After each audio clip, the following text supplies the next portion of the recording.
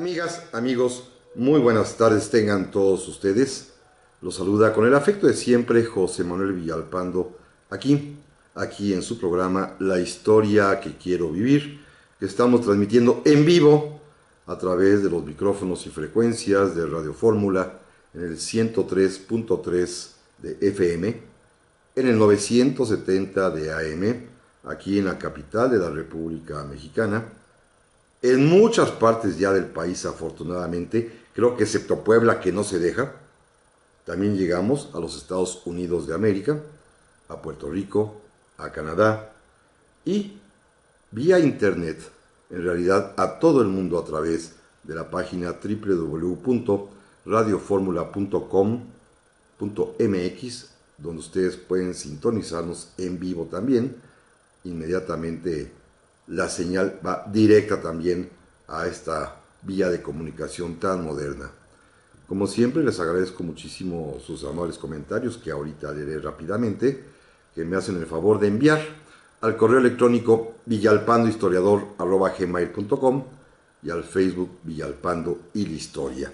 Y empiezo por ahí rápidamente, como por ejemplo don Rolando Orozco, nuestro amigo de Puebla, que me dice precisamente que Puebla aún no cae a los pies de la historia que quiero vivir. Ya caerá, don Rolando, muchas gracias. Que cuando voy a regalar libros sobre Maximiliano en sorteo. Sí, lo tenía yo prometido, ¿se acuerdan, amigos? Cuando tuve el accidente que me impidió asistir durante 9 sábados al estudio, ya los voy a pedir esta vez para que hagamos un sorteo de 10 libros como lo había yo ofrecido, de mi última obra llamada Maximiliano, el juicio de la historia. Pero lo haremos para Navidad, que sea un regalo navideño, si les parece. En los programas de diciembre haremos el sorteo. También le agradezco a don Elías Moreno, que me saluda desde Moreno Valley, en California. Me dice que me saluda como un político de su pueblo, nuevamente, una vez más, de nuevo. Así que gracias. También me dice que está esperando la hora del programa. Pues ya estamos aquí en vivo. También déjenme decirles que le agradezco muchísimo a doña Gabriela Cendejas, que me ha escrito también hace un rato, a don Vicente Nogues González, que está ansioso del programa y que quiere 2 horas. Yo también, en realidad yo también quiero 2 horas, por supuesto. También a don José Luis Espejel, que me pide que salude a la familia de él allá en Apan, Hidalgo, y a todos los operadores de toda la línea de autobuses allá por el oriente de México, con todo gusto. Don Carlos Prado, que es nuestro amigo de Torreón, que ahora nos escucha desde Mazatlán, donde seguramente está de vacaciones. Doña Gabriela González Rodríguez, que está lista para escuchar el programa, muchísimas gracias, desde Chihuahua, se lo aprecio enormemente. Don Jorge Lozano, que también está listo, que si tengo tiempo, un saludo a su esposa Marta, que es su cumpleaños, y que de regalo lo está acompañando a oír el programa. Pues muchas felicidades a la señora Marta, la esposa de don Jorge Lozano. Bueno, no sé si el regalo usted deba reclamar, porque que le den de obsequio el cumpleaños estar escuchando mi programa, mejor reclame, doña Marta. Don David Rogues, también, que me escuche en compañía de su señora esposa, doña Antonieta, muchas gracias, se lo aprecio muchísimo. Don Pedro Rodríguez León, también, desde San Miguel Iztapalapa, lo está escuchando, muchas gracias. Don Ricardo Mendoza dice que sean mejor 3 horas, con 2 me conformo, porque sucederá como hoy, precisamente como el programa que en este día vamos a tratar de desarrollar, que creo que no me va a dar tiempo, ni siquiera de lo que yo pensaba. Vamos a hablar en esta ocasión de la historia de la Armada de México. La razón de este programa es que el próximo día 23 de noviembre, como seguramente muchas personas de los que nos escuchan ya se habrán fijado en el calendario cívico oficial, es el día que el Estado mexicano destina para celebrar, para recordar, para homenajear, para honrar a la Armada de México, que es una de las 3 fuerzas armadas que establece nuestra Constitución. La otra es el Ejército Mexicano, la Fuerza Aérea Mexicana y la Armada de México, que es un nombre legal, tradicional, antiguo, y que a veces la llamamos la Marina Armada, la Marina de Guerra, la Secretaría de Marina, pero su nombre auténtico y su nombre oficial es Armada de México. Tiene su día porque ustedes recuerdan que existe el 1 de junio, que es Día de la Marina, pero no es el Día de la Marina Militar. El 23 de noviembre sí es el Día de la Marina de Guerra, para llamarla de alguna manera, y diferenciarla de lo que se celebra el 1 de junio, que es en realidad toda la actividad marítima, especialmente la civil, la de carga, la de pasajeros, la que tiene que ver con el cumplimiento de un punto de la Constitución que en 1917 se ordenó que todos los barcos de bandera mexicana fuesen tripulados por marineros mexicanos. Eso es lo que estamos conmemorando el día 1 de junio. Pero ahora es el día específico de la Armada de México, así como hay un día de la Fuerza Aérea y otro día, por supuesto, bien merecido, del Ejército Nacional Mexicano.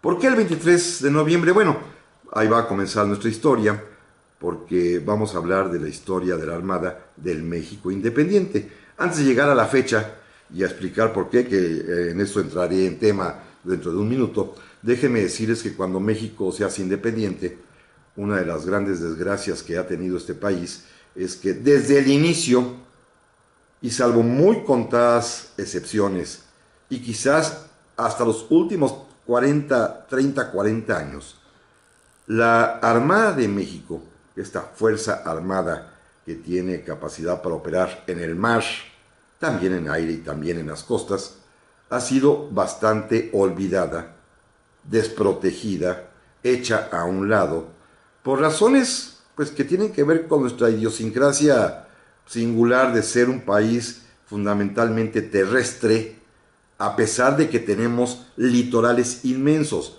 Como ustedes bien saben, no los voy a aburrir, desde el libro de texto gratuito sabemos todos que México cuenta con 10,000 kilómetros de costas, 3,000 y pico en el Golfo de México y el Mar Caribe, 7,000, casi 7,000 en el Océano Pacífico, incluyendo esta larga playa costera que es ida y vuelta la península de la Baja California.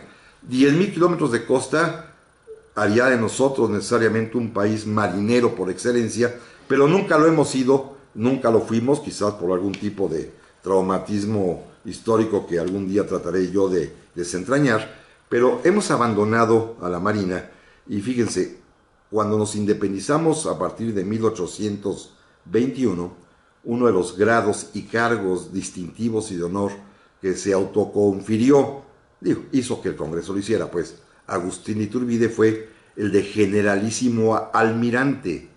¿Almirante? Pero no había ni un solo barco en el Imperio Mexicano. Es decir, para que vean que pues, los grados abundan, pero en aquel tiempo ni una embarcación teníamos. Por eso nuestra historia va a comenzar en realidad en 1824, cuando a principios de ese año el Poder Ejecutivo de la República, que en ese momento lo integraban 3 antiguos insurgentes, Guadalupe Victoria, Nicolás Bravo y Vicente Guerrero, decidieron que la mejor manera de enfrentar la molestia constante que significaba la presencia en el islote y fortaleza de San Juan de Ulúa de tropas españolas. Recuerden, amigos, que los españoles, los últimos que se refugiaron todavía en ese último reducto, como dicen nuestros libros de texto, de la dominación española en México después de que nos independizamos de la madre patria, fue precisamente el castillo de San Juan de Ulúa, en donde los soldados españoles se dedicaron a hostigar, literalmente a molestar, a ofender, no solamente a los barcos y al comercio del puerto de Veracruz, sino aún a la misma ciudad, que va a sufrir día tras día bombardeos inclementes desde las baterías y los cañones que estaban instalados precisamente en las atalayas de la fortaleza de San Juan de Ulúa. Con este bombardeo, Veracruz va a ganar su primera H, la primera vez que es heroica la ciudad porque resistió de veras las inclemencias brutales de las granadas que estallaban y caían todos los días en la ciudad. Y esto pues va a motivar que el gobierno de la República, en este primer poder ejecutivo, este triunvirato que ya comenté, encargara los primeros barcos de guerra, porque descubrieron que la mejor manera de conquistar y derrotar y finalmente expulsar a los españoles del territorio mexicano, en este caso San Juan de Ulúa, era por medio de un bloqueo naval. Y así el gobierno mexicano encargó a Inglaterra la compra de 3 barcos, 2 goletas y una fragata. Compramos la goleta que le pusieron como nombre Iguala, la goleta Anáhuac, y encargamos la fragata Tepeyac. Las 2 goletas, que eran casi iguales, tenían 8 cañones cada una. La Tepeyac se calculaba que tendría alrededor de 20 cañones. Debo adelantarme que la Tepeyac nunca llegó a México porque, ¿qué creen? Problema cotidiano.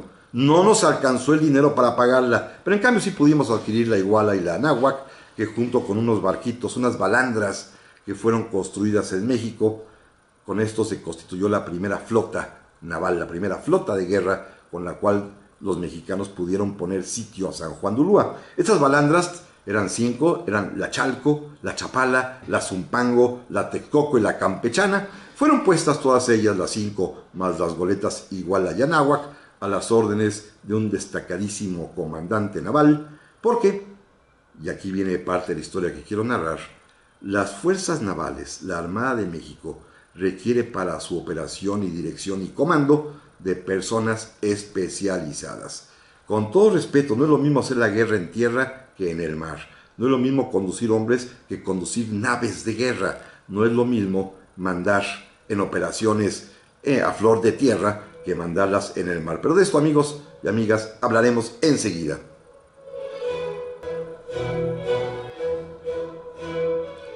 Y estamos de vuelta, amigas, amigos, para este segundo bloque del día de hoy. Muchas gracias a don Raúl Tamayo, que siempre nos escucha y nos escribe desde Indianápolis, que también quiere 2 horas de programa. Gracias, se lo aprecio mucho.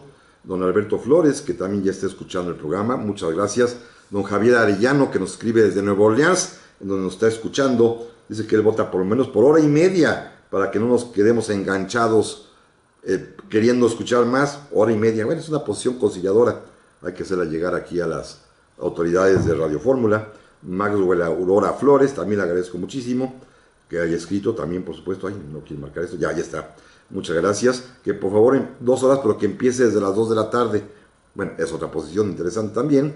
Don Iván García, muchas gracias, me dice que no se ha actualizado los podcasts del iVoox de Radio Fórmula. Aquí me está viendo ya Daniela, mi productora, que le estoy haciendo cara de gesto para que lo haga lo más la velocidad posible. Entiendo que no es un programa nuestro, es un problema de operación de otra índole, pero sin embargo a los amigos que quieran volver a escuchar el programa, les reitero que también está disponible, porque yo personalmente lo subo a la página de Facebook Villalpando la Historia, en la versión en video que tomo aquí, de manera un poquito artesanal y casi pues a la usanza amateur que yo puedo tener. Inmediatamente en la noche o mañana domingo a primera hora lo subo directamente de YouTube a la página de Facebook Villalpando la Historia, o también en propio YouTube en un canal que se llama José Manuel Villalpando, en donde ustedes mañana con toda certeza van a encontrar el programa de esta noche, así como los de hace 1 año y medio más o menos, que he tenido ya la costumbre de hacerlo desde que aprendí a videograbarme, repito, con fallas y con pues algún tipo de problema técnico a veces, pero sin embargo ya puedo hacerlo. También le agradezco muchísimo a nuestro amigo Rafita Barrios, que ya nos escribió, que como cada sábado, gracias. Yuri Peña, muchas gracias desde Culiacán, muchísimas gracias. Y también se queja de los podcasts, muy amable, efectivamente. Le digo, creo que es un problema que escapa a nuestra producción y que sin embargo, pues Daniela está tomando en cuenta, pero les reitero, tanto en YouTube como en el Facebook Villalpando la Historia, ahí pueden ustedes repetir el programa las veces que quieran. Claro, la imagen en video, soportando mi rostro, pero bueno, muy bien. Doña Mireya Sánchez Quirós dice que es mi fan en Radio Fórmula y que ya leyó mi libro sobre Maximiliano. Muchas gracias, se lo aprecio enormemente. Nuestro amigo Santiago Rosas Pérez desde Puebla. Don Patricio Flores, que me escribe desde Long Beach, en California, que si voy a hablar de la Revolución Mexicana. No, hoy no, porque lo hice el año pasado, don Patricio, perdón. Y bueno, si le dijera lo que ahorita pienso de la Revolución Mexicana, de sus grandes postulados, miren, el de la democracia finalmente se consiguió. El de la justicia social todavía no lo alcanzamos. El de la reforma agraria se acabó desde el tiempo de Salinas. La soberanía de los recursos petroleros, pues ya se acabó hace algunos años también. Así que de los grandes postulados de la revolución, pues casi no quedó ninguno, ¿eh? Esperemos que alguno que otro pueda salvarse. Así que mejor hoy no hablaremos de la revolución, por lo menos en este año. También agradezco a José Chino Cap desde Cancún, que nos saluda.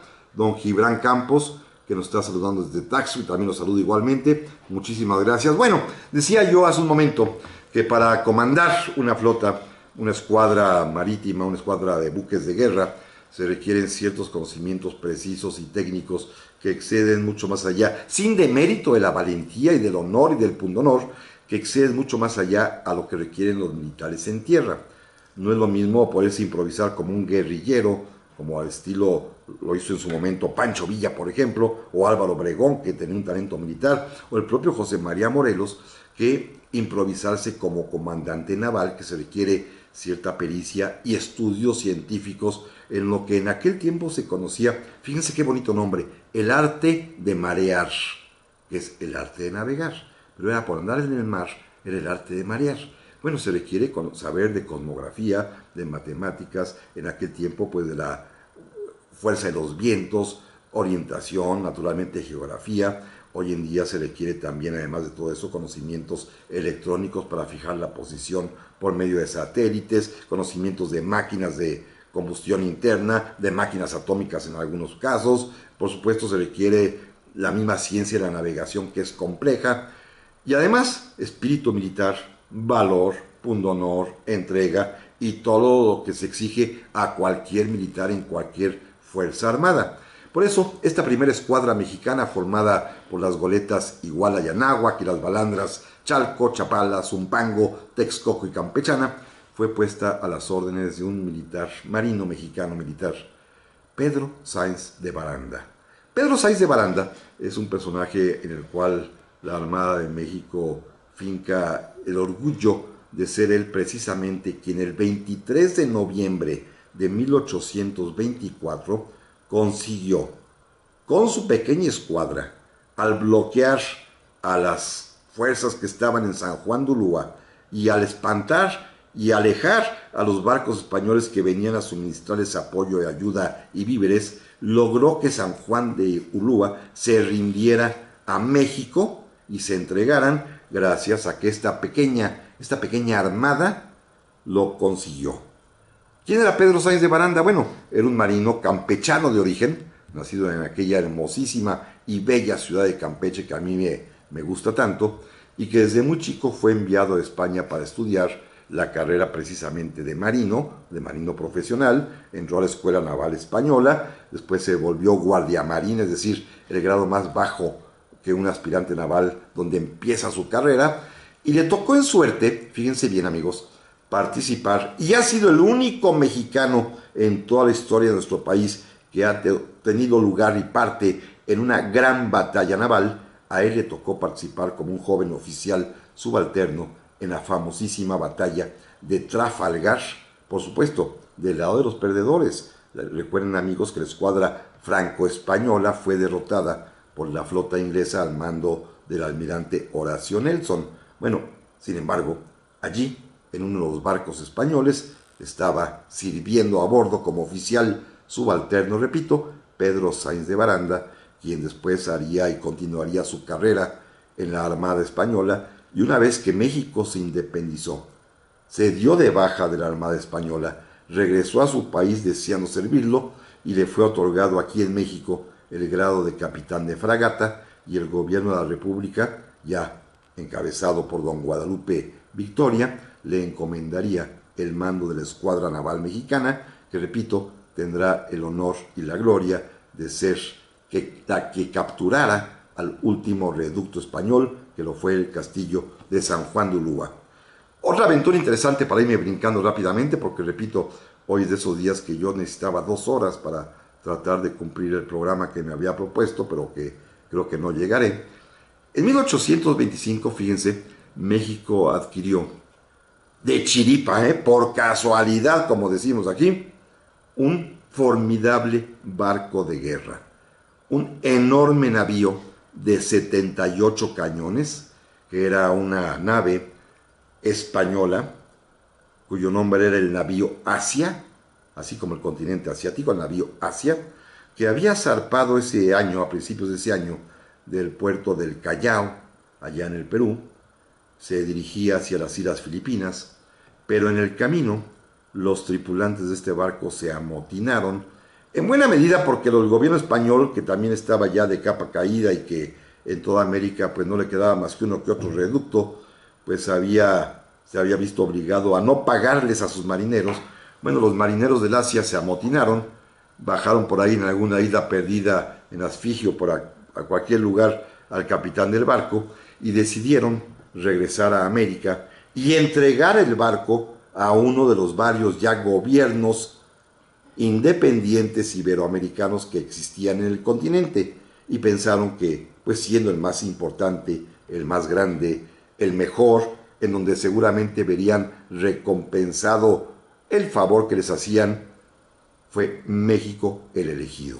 Así que el navío Asia ingresó a la rada y puerto de Acapulco. Ahí fue bien recibido. A los marineros pues les prometieron que les pagarían, por supuesto, les pagaron después, porque el gobierno mexicano, con pues una óptica bastante sensata, decidió que de nada les servía tener este gigantesco y enorme y muy bien artillado navío en el Océano Pacífico, donde no había enemigos, por lo menos a la vista, y en cambio sería muy necesaria su presencia en el Golfo de México, porque pues se avisoraban problemas, como ya veremos ahorita, la famosa invasión de Barradas, el problema de Cuba en ese momento para México, una posible intento español de cualquier otra nación de ataque, porque el puerto más vulnerable y más importante era Veracruz. Así que el navío Asia recibió instrucciones de navegar hacia el Golfo de México, por supuesto en un periplo, amigos, que ustedes lo imaginan con un mapa fácilmente, es salir de Veracruz con rumbo al sur, pasar todo Centroamérica, llegar a las costas de Colombia, de Ecuador, del Perú, el largo litoral chileno, dar la vuelta en el estrecho de Magallanes, subir de nueva cuenta por todo el litoral argentino, parte del Uruguay, un pedacito, el Brasil, las Guayanas, Venezuela, Colombia, nuevamente Centroamérica, entrar al Mar Caribe y finalmente desembocar en el Golfo de México y llegar justamente al puerto de Veracruz. Llegaron agotados, desembarcaron los 400 marineros que se requerían para tripular este enorme navío, les pagaron, el gobierno mexicano quiso recontratarlos para que continuasen al servicio de México, los marineros no quisieron, el barco se quedó amarrado, literalmente atado al muelle de San Juan de Ulúa, que ya era mexicano para ese momento, y comenzó el reclutamiento de marineros mexicanos para que sirvieran en este gran y poderoso buque de guerra, pero no se juntó ninguno. Amigos, el barco se quedó abandonado, poco a poco se fue desmantelando, pues la madera se iba pudriendo, los cañones tuvieron que ser desembarcados, y ustedes los pueden ver en San Juan de Ulúa hoy en día. Volvemos enseguida. Y estamos de nuevo aquí, amigas, amigos, para este tercer segmento del día de hoy. Gracias a don Ramón Navarro, que me dice que me saluda desde El Paso, Texas, cosa que le aprecio enormemente. También le agradezco muchísimo a Marta Diego, que me escribe también aquí en la Ciudad de México. Dice que se amplíe el horario de este exquisito programa. Muchas gracias, se lo aprecio enormemente. Don Agustín Montoya me escucha en compañía de su hija, Noemí Montoya Reyes, para que conozca la historia de su país, ya que ellos viven en Los Ángeles, California, y ella aún no conoce nuestro país, por lo menos quiere que conozca su historia. Pues muy bien hecho, gracias a don Agustín Montoya, saludos a su hija, por supuesto. Pablo López, también de la Ciudad de México, también quiere que se aumente el programa, muchísimas gracias. Doña Marta Diego, que me escribe desde La Paz, Baja California Sur, muchísimas gracias, se lo aprecio enormemente. También tengo otros mensajes, rápidamente voy a dar lectura a ellos. Carlos Molina, que me saluda desde Nogales, en Sonora, dice que toma sus clases de historia por el canal de YouTube, muchas gracias. Don Víctor Torres Nuevo desde Paramount, California, también muchísimas gracias. Gracias a todos estos mensajes, sobre todo muchos mensajes que provienen de los Estados Unidos, lo cual pues me da muchísimo gusto, porque pues es una manera, así lo pienso yo, de que ustedes, amigos, allá allende nuestras fronteras, pues sigan en contacto con esta que es su patria y que jamás los olvida. Este navío Asia, decía yo, se desmanteló porque la madera, son barcos de madera, recuerden, se empezó a podrir. No había ni quien lo reparara, ni quien lo calafateara, ni quien lo pintara, nada, absolutamente nada.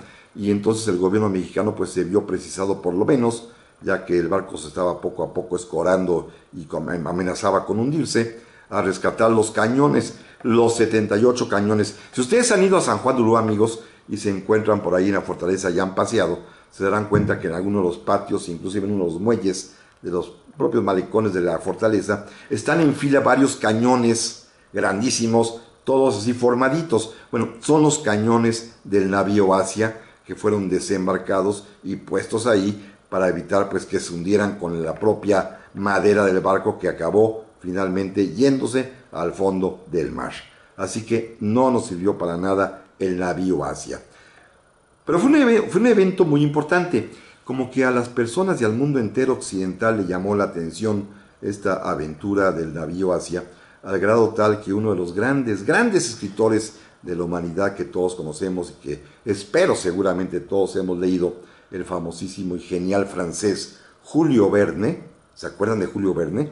Bueno, dedicó una novelita, un librito, a este asunto del navío Asia, le puso por título Un drama en México, que les recomiendo que lo lean. Es una novelita breve que narra justamente la historia del navío Asia, de cuando se amotinan los marineros, cuando deciden regresar a México, y es un libro que se encuentra en internet, es descargable, se encuentra ahí el PDF o en forma de descarga, y es fácilmente de conseguir. Y regálenle un tiempecito a estudiar el navío Asia, si ustedes tienen tiempo por ahí, a través de la pluma de Julio Verne. Se me olvidaba decirles que el navío Asia, cuando tocó tierra mexicana en Acapulco, cuando el gobierno de México lo adquirió, le cambió el nombre. Ya no se llamaba navío Asia, se llamó a partir de ese momento el navío Congreso Mexicano. Y tal y como su nombre, no sirvió para nada el navío, A eso me estoy refiriendo. Bueno, para 1828, para dar un salto, México tenía en ese momento la esperanza de que Cuba, la isla de Cuba, debería ser parte de nuestro país. Los mexicanos de entonces sentían que tenían un legítimo derecho jurídico, político e histórico sobre la isla de Cuba, y en buena medida tenían buena parte de razón, porque Cuba, como lo he platicado en otras ocasiones, dependía políticamente del virrey de México, dependía económicamente de los subsidios que México, en los gastos que se llamaban desituados, enviaba a la isla de Cuba para mantenerla y sostenerla, porque los españoles habían destinado la isla únicamente a la producción en masa de dos cultivos principalmente, de la caña de azúcar y del tabaco, y habían abandonado todo lo demás. Y entonces pues el gobierno de Cuba, el gobierno colonial, dependía del dinero que le mandaban del gobierno virreinal de México, y pues había una intensísima relación entre Cuba y la Nueva España, y por lo tanto histórica, jurídica y políticamente y económicamente naturalmente, pues los mexicanos sentíamos, nuestros ancestros, que teníamos derechos sobre la isla. Y pronto, durante el gobierno del presidente Guadalupe Victoria, se fueron preparando expediciones, formando tropas, armando ejércitos para poder invadir la isla, pero para ello necesitábamos una flota, y no bastaba con la Iguala y con la Náhuac, esas pequeñas goletas, sino que el gobierno mexicano encargó a Inglaterra 4 buques de guerra de mayor tamaño. Una fragata que recibió por nombre Libertad, y 3 bergantines ya de 20 cañones cada uno, que recibieron por nombre, fíjense, para que no digamos que los presidentes actuales ponen las placas con su propio nombre, estaban vivitos y coleando, y los bergantines fueron bautizados Victoria, Bravo y Guerrero. Háganme favor, con los nombres de los 3 próceres, caudillos insurgentes sobrevivientes de la independencia. Así que bueno, esos 4 barcos fueron comprados en Inglaterra para atacar la isla de Cuba, y como para entonces ya don Pedro Sáenz de Baranda pues estaba muy enfermo y gobernaba su natal Campeche, necesitábamos un marino pues de prestigio y con experiencia que pudiera comandar esta escuadra mexicana, y no quedó más remedio, porque aquí en México no había, que buscar en los Estados Unidos y ofrecerle el mando y el contrato para que fuera nuestro comandante y almirante de la flota a un norteamericano, el comodoro David Porter, que era muy experto y tenía mucha pericia, pero sin embargo fue literalmente imposible que pudiera triunfar, porque la escuadra española era mucho más poderosa que la mexicana, y allá en el estrecho de Florida, en ese año de 1828, pues nos pusieron una tunda espantosa, lastimaron y casi hundieron el Guerrero, igualmente la Libertad. Estos 2 barcos quedaron fuera de servicio, el Victoria y el Bravo se salvaron, pero finalmente pues fue imposible dominar el mar, y sin el dominio del mar era también imposible enviar tropas a Cuba para invadirla. Así que perdimos barcos, perdimos Cuba. Vamos a dar un brinco rápidamente, porque si no, no alcanzo ni siquiera a cubrir la cuarta parte de lo que yo tenía pensado platicarles, amigos. Y vamos al año de 1842 para narrar un episodio que es, por una parte, digno de orgullo mexicano y por otra parte representativo de lo que somos capaces, hablando malamente, cuando somos verdaderamente indolentes y de lo peor. Tenemos las dos caras de la moneda en un solo episodio, que verán ustedes, pues es muy parecido a lo que sucede actualmente. Nada cambia bajo el sol y la historia pues simplemente se repite, aunque cambien las situaciones, cambia la tecnología, cambian las acciones, los lugares, los nombres, las personas. Miren, en 1842, en ese momento Texas era una república independiente. Claro, ya sabemos, una república títere de los Estados Unidos que pocos años después se anexionaría a aquel país porque se había independizado de México en 1836, como ya hemos platicado en alguna oportunidad. Bueno, pues Texas, esta republiquita independiente, quiso jugar un poquito a la potencia militar y buscaba un aliado. El aliado era Yucatán y pensaban que los yucatecos también intentarían separarse de México. Esa es una historia que vale la pena platicar y explorar un día, ¿eh? Los intentos yucatecos por pasarse primero a la condición de independientes, así como si fueran los de Cataluña de hoy, pero luego la intentona mayor era anexionarse también a Estados Unidos. Ya platicaremos en su momento de estas hazañas yucatecas. Pero bueno, mientras tanto, los tejanos pensaban ayudar a los yucatecos porque pensaban que podían ser sus aliados, y para ello construyeron y compraron una pequeña escuadra de 6 barcos de guerra, encabezando los cuales estaba un velero que tenía varios cañones, el Wharton, que se suponía un velero muy muy poderoso. Y para esto pues andaban merodeando por todas las costas del Golfo de México, acechando Tamaulipas, Veracruz, Campeche, Yucatán, y andaban pues sin que nadie los pudiese detener, hasta que el gobierno mexicano decidió comprar un par de buques de guerra. Pero escuchen esto, amigos.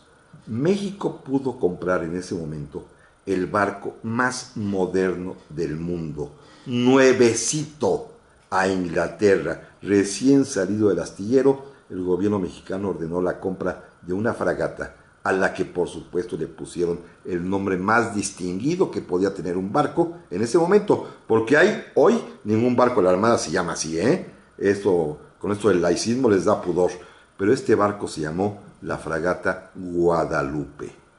Y la Guadalupe era el barco, repito, más moderno del mundo, armado con cañones ya de tiro rápido, movibles que podían dar la vuelta, y impulsada por una máquina de vapor y por rueda de paletas, de eso que hemos visto en imágenes antiguas.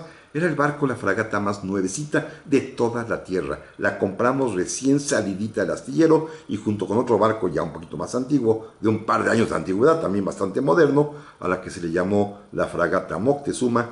Con esos dos barcos enfrentamos en Campeche, bajo las órdenes del comodoro Tomás Marín, a los tejanos.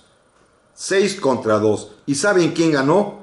Los barcos mexicanos ganaron la batalla frente al puerto de Campeche, hundiendo a la Wharton, hundiendo a la Austin y haciendo huir a los otros barcos tejanos. México ganó esta batalla al mando del comodoro Tomás Marín, gracias por una parte a que teníamos, y hay que decirlo con todo orgullo, los barcos más modernos en ese momento del mundo. Sobre todo uno de ellos, la fragata Guadalupe, que va a tener un destino verdaderamente increíble, que es la otra cara de la moneda. Pero de ello voy a hablar en un momento más.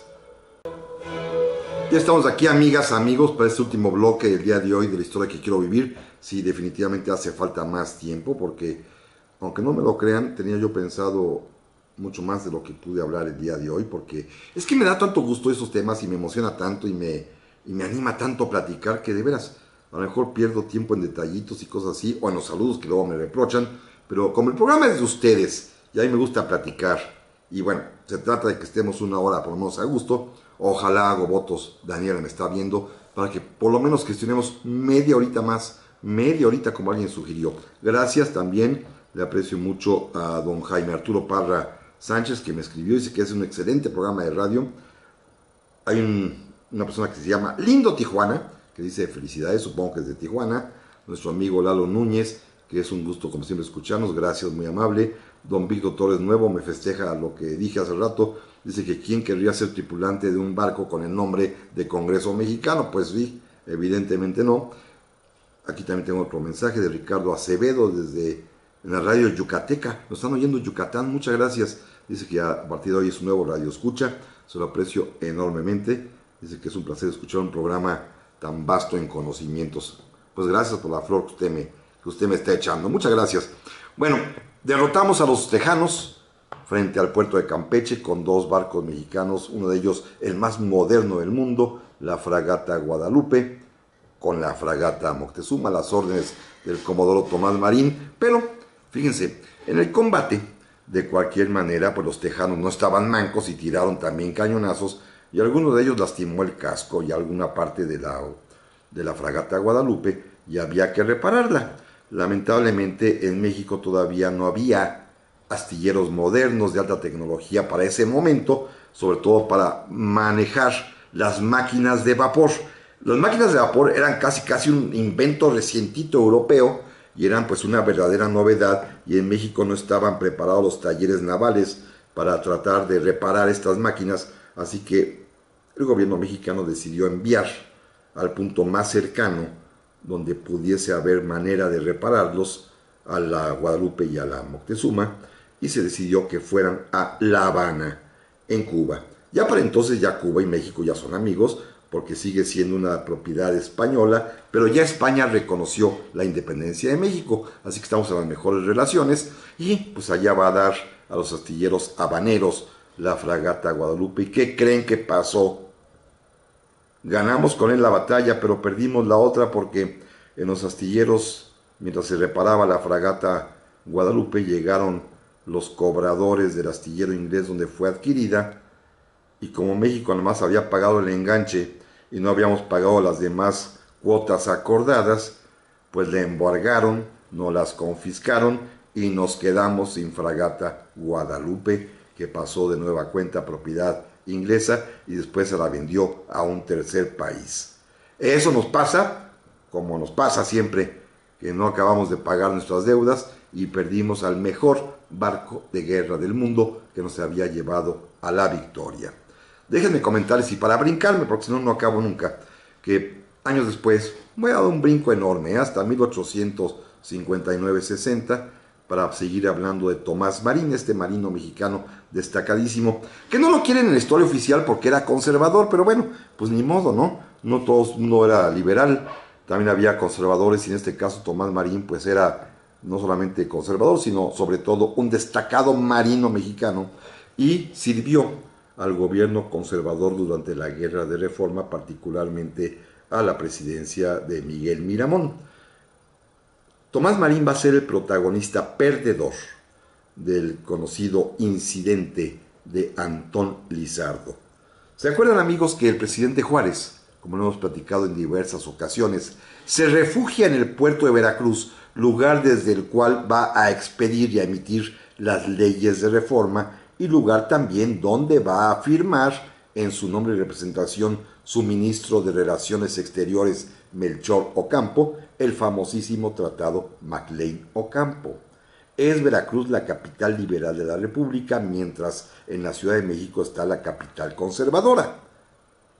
Miguel Miramón, el presidente conservador, el joven Macabeo, como le decían, pensó, y con mucha razón, que estratégicamente la mejor manera de capturar a Juárez y de acabar con la Guerra de Reforma y sofocar a los vestigios del liberalismo mexicano era atacar el puerto de Veracruz por mar y por tierra. Por tierra él llevaría al ejército para ponerle sitio, pero necesitaba también que fuera por mar, porque finalmente de nada sirve si podían llegar y salir barcos que llevaran municiones, hombres, alimentos, víveres o inclusive la posibilidad de escapar por mar. Así que requería barcos para cerrar el puerto de Veracruz, y para ello, utilizando los pocos fondos que tenía su gobierno, pues necesitaba barcos, y México nunca tenía barcos, y menos en esta época tan difícil. Así que mandó comprar 2 barcos de guerra, 2 vapores de guerra, a Cuba, gracias a la amistad que tenía con los con el embajador español y con el gobierno de España, y en Cuba le vendieron 2 buques de guerra, efectivamente, mismos que el presidente Miramón dispuso quedasen a las órdenes del comodoro Tomás Marín, este mismo hombre que le decían Patachín, una especie de burla, porque era un poquito cojito, entonces era Patachín, pero en fin, Tomás Marín se hizo cargo de los 2 barcos, a uno de ellos le cambió el nombre y le puso un nombre muy bonito para ellos, para los conservadores, símbolo de esperanza, pues lo llamó el General Miramón. Otro que le pusieron el nombre de su jefe. También Tomás Marín tenía algo de cortesano. El otro buque se quedó con su nombre original, el Marqués de La Habana, y los 2 barcos fueron a estacionarse a la punta de Antón Lizardo. Si ustedes recuerdan, Antón Lizardo está muy cerquita de Veracruz, es el lugar donde hoy se encuentra la heroica Escuela Naval Militar, y desde allí, pues la flota conservadora, los 2 barcos, el General Miramón y el Marqués de La Habana, a las órdenes de Tomás Marín, se disponían a atacar el puerto de Veracruz. Pero no se pudo, porque el día que llegaron, en la misma noche en que estaban ya preparándose para el amanecer zarpar rumbo hacia el puerto, les cayeron por sorpresa 3 barcos, los combatieron, los cañonearon, los derrotaron, se hundió el Marqués de La Habana, el General Miramón se lo llevaron a Nueva Orleans prisionero. Eran 3 barcos que dieron la sorpresa de su vida a Tomás Marín, porque los 3 barcos eran de los Estados Unidos de América, que llegaban en rescate y en apoyo del presidente Juárez. Los conservadores nunca van a perdonar a Juárez por haber recurrido a la ayuda extranjera, a la ayuda norteamericana para salvarse, pero la verdad, ahora sí, haya sido como haya sido, el caso está que Estados Unidos intervino a petición del gobierno mexicano para someter y reducir a la flota conservadora. Los 3 barcos al mando del contraalmirante Turner eran la corbeta Saratoga, la corbeta Wave y la corbeta Indianola, los mismos 3 barcos que, repito, aparecieron sorpresivamente en Antón Lizardo y derrotaron a la escuadra conservadora, con lo cual el presidente Juárez salvó la vida, salvó los principios de la libertad, salvó los principios de la reforma y pudo finalmente ganar la guerra.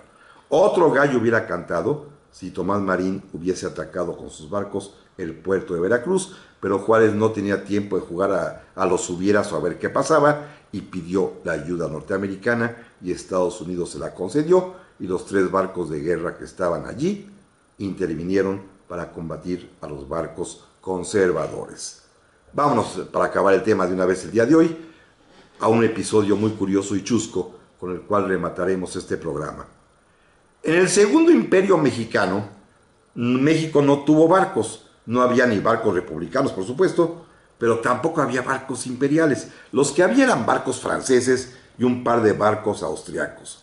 Pero la casualidad hizo que México, por primera y única vez en su historia, durante este tiempo del Segundo Imperio Mexicano, estuviese gobernado por un marino, porque Maximiliano era de profesión marinero.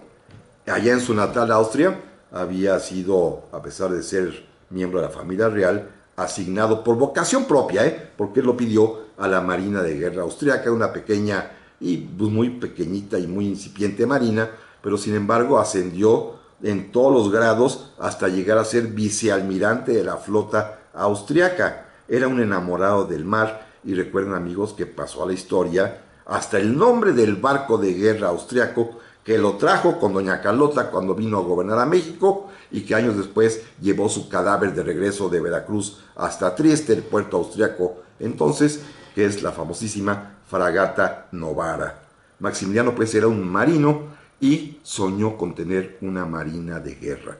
Nunca llegó a tenerla en México, ni un solo barco, pero tuvo un ayudante naval, un oficial francés, teniente navío Lyons de Troyat, pero además también con él se puso a soñar y redactó un reglamento muy minucioso de una marina de guerra del Imperio Mexicano, en la que con todo detalle narró uniformes, obligaciones, grados, puestos, tipos de barco, un enorme librote de más de 500 artículos, detallando, repito, hasta la minucia cómo sería una marina de guerra, y él, mientras tanto, lograba entretenerse jugando a los barquitos. Allá en Cuernavaca, en el Jardín Borda, donde se refugiaba de vez en vez Maximiliano, donde hay unos estanques maravillosos, bellísimos, ahí mandó construir barcos a escala que ponía a flotar como si fueran juguetes de niño hoy en día. Aquí en la Ciudad de México hay en el Parque Lincoln en Polanco, en donde pues van los niños, o como en el Parque Los Venados,